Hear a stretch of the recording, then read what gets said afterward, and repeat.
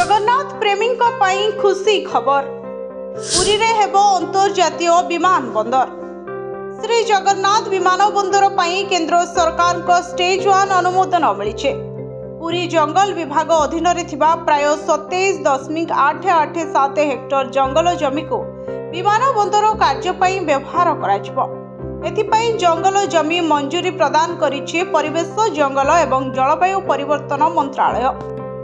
पुरी रे अंतर्जातीय विमान बंदर निर्माण पाई राज्य सरकार किछि वर्ष तले केंद्र को प्रस्ताव देथिले। किछि दिन धरी एठारे निर्माण हेबा किंबा न हेबा नै राजनीति जोर धरिथिला। एहा परे राज्य रे सरकार परिवर्तन हला। नुआ सरकार क्षमता को आसिले। नुआ सरकार पुरी रे विमान बंदर निर्माण करबा सपक्ष रे मध्य काम आरंभ करथिले। 2025 रे बेसामरिक विमान चलाचल मंत्रालय पुरी रे विमान बंदर निर्माण करबा को ग्रीन सिग्नल देथिले। केंद्र बेसामरिक विमान चलाचल मंत्री राम मोहन नायडू नीतिगत अनुमोदन मध्य प्रदान करथिले, जहा फल रे विमान बंदर निर्माण पई बाट फिटिथिला। आउ एबे परिवेश जंगल एवं जलवायु परिवर्तन मंत्रालय पक्षरु पुरी रे अंतर्जातीय विमान बंदर निर्माण पई मंजूरी मिलिछि। भारतर अन्यतम पवित्र तीर्थस्थल तथा महाप्रभु जगन्नाथ धाम पुरी एक विश्व प्रसिद्ध धार्मिक पर्यटन क्षेत्र। दुनियार लक्ष लक्ष भक्त एवं पर्यटकों को यह आकर्षित करिथाए। एहाकु दृष्टि रखी केंद्र सरकार को पक्षरु प्रस्तावित पुरी विमान बंदर को अनुमोदन दिया जायतिला।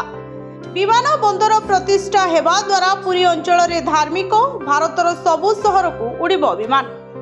पर्यटन और आंचलिक विकास हेबो। पुरी विमान बंदर हेले भारतर प्रमुख महानगर मध्य सीधा सड़क विमान सेवा यात्री पाई परिबे। एही मंजूरी परे एबे जमी अधिग्रहण एवं निर्माण पाई परवर्ती वैषयिक प्रक्रिया त्वरान्वित हेबो।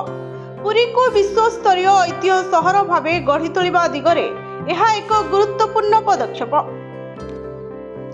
केंद्र परिवेश मंत्रालयर एक 4 जणिया टीम पुरी रे प्रस्तावित विमान बंदर स्थान परिदर्शन करथिले। एहा परे मुख्य शासन सचिवक अध्यक्षतार एक गुरुत्वपूर्ण बैठक बसला।